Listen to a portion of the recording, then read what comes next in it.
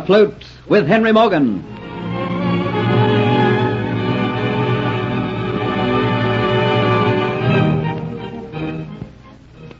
Dolores Pizarro persuades her father to allow her to go to Jamaica, masquerading as Antoinette de Lacy, kinswoman to Sir Thomas Montford, governor of Jamaica.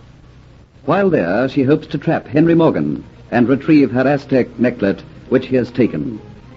Sir Thomas, not knowing that the ship in which his kinswoman was sailing has been taken by the Spanish, sends Morgan out to escort it back to Port Royal. After an unsuccessful search, Morgan sets out for home, when a small boat is sighted adrift. They find the only occupant is a woman who says she is Antoinette de Lacy.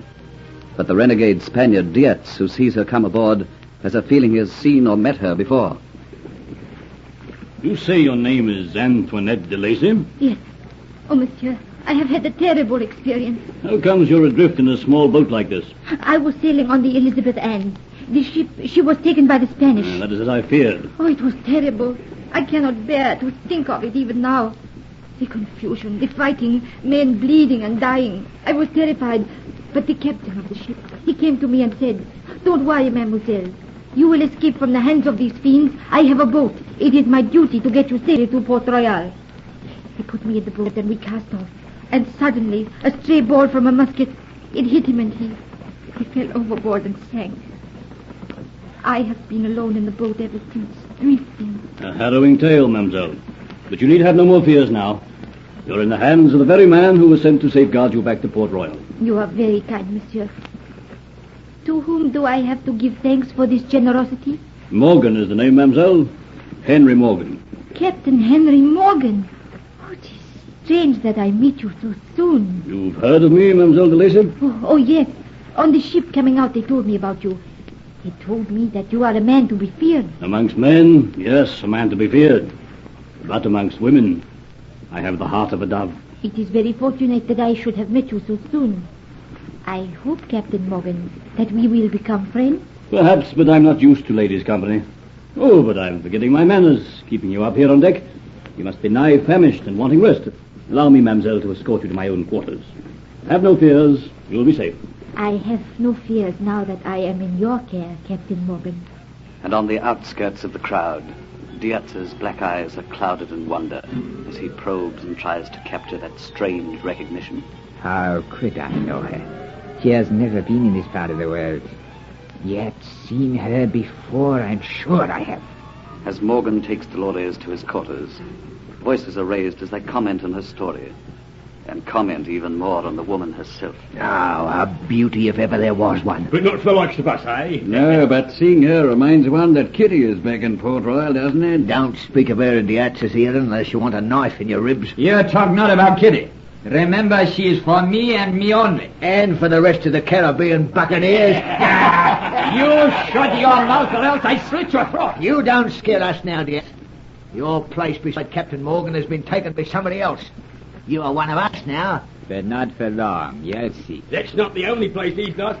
I reckon Kitty's eyes are looking past him, Neil. I was last to leave the Dolphin Tavern that night. Yes, it was a pity you was knocked unconscious. It was an education to see Kitty go to work on young Hunter. What do you mean? Tell me what happened before I strangle you. You fellas make him let go my throat. Avast, you swine! You men get about your work. Under the roar of Morgan's voice and at his sudden and unexpected appearance, the men melt away like snow before the sun. Dietz to his quiet corner where he can revel in his self-pity, his hate for Hunter, and to give way to his new jealousy as to what happened between Kitty and Hunter while he lay unconscious. Vicious, cruel, treacherous thoughts fill his mind.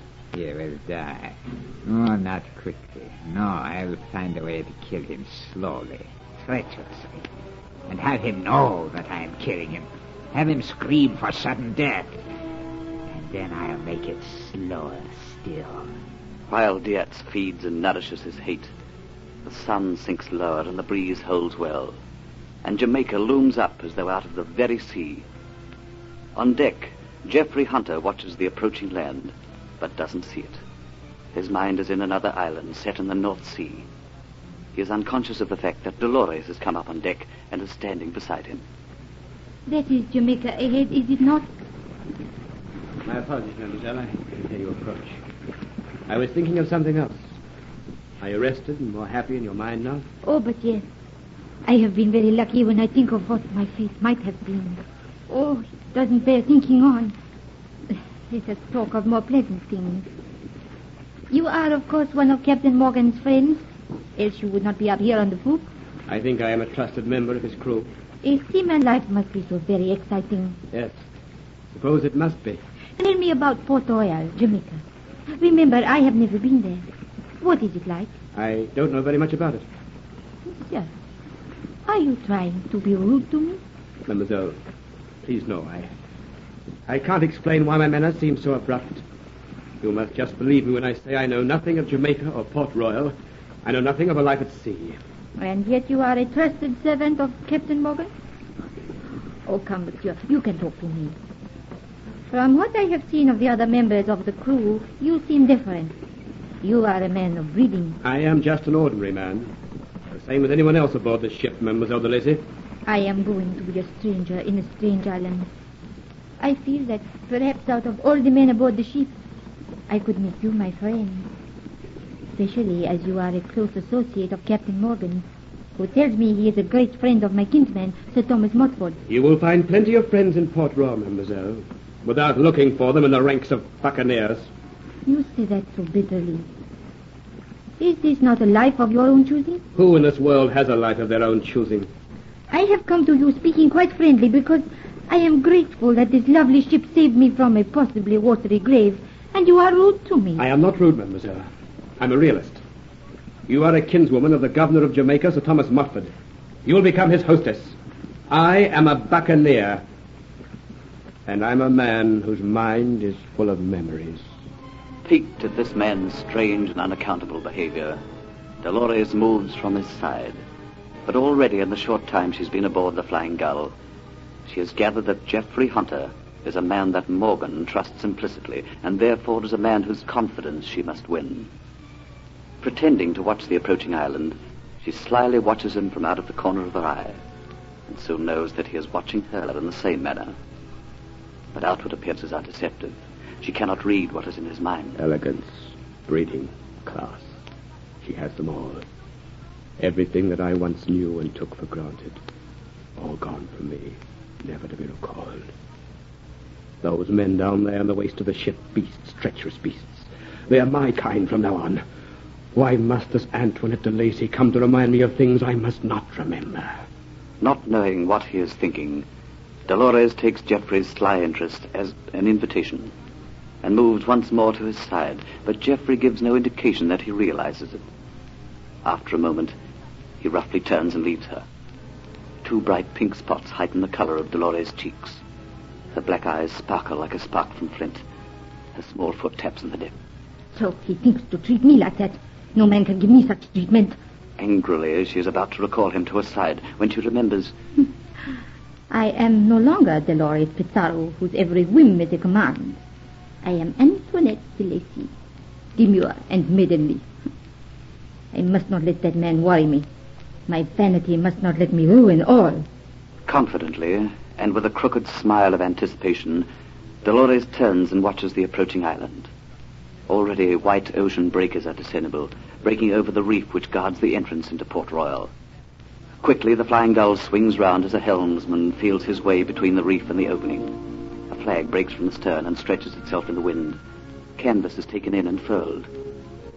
Once again, the helmsman swings the helm, and the ship sails on to the headland, and in turn into Port Royal. A lifeboat is lowered so that a messenger can go ahead to give news to Sir Thomas Montfort. Slowly, the ship, under a minimum of canvas, glides into a berth. Morgan, with Dolores at his side, stands on deck, pointing out matters of interest. Sheltered behind a mast, Geoffrey Hunter watches Dolores. Loneliness, like a heavy stone, lies in his breast. The way she moves and talks and turns her head reminds him of another life. A life which he hoped he was forgetting. I have been pushed so low I can never return. How to forget? Heaven show me a way to forget. Suddenly, as he watches Dolores, another memory stirs in his mind. A tavern. Dirty, grimy, and smelly. Two arms around his neck. Soft, moist lips on his. At that moment, I did forget. The Flying Gull lies at her berth. Geoffrey quietly slips ashore. He is the first away. It is not yet dark. The Dolphin Tavern is empty except for 2 or 3. It is dim inside, and for a minute his eyes do not adjust themselves to this half-light. And it is with surprise that he hears Kitty speak. So, it's Mr. High and Mighty Hunter come back. Kitty, I want to talk to you. Talk to me? What sort of a man do you think yourself to be? You must listen to me, Kitty. I have far too much to do to listen to the likes of you. I have come to apologize. Apologize to me? Why, do you know, Mr. Hunter, it's the first time in my life a man's ever apologized to me. Let's go to where I found you and Dietz. All right, follow me. Apologize? This is a new experience for me. Men that come here, Mr. Hunter, don't apologize for anything. You mind if I pull these curtains, too? Not at all. Well, what's troubling you? It's impertinence on my part to ask you to even listen to me. I am a stranger to you, Kitty, but I'm in great distress. I want to forget. I want to forget that I was ever what you once called me, a gentleman. These men who come here to this tavern, they're my people now. Oh, you don't understand what I'm talking about, do you? Sure. Sure, I understand. I understand much more than you think. Do you want to forget? Well, the best way for a man to forget is in a woman's arms. To have them slowly climb around his neck, like this. And to have their lips as close as this. Oh, Kitty. Kitty, please make me forget.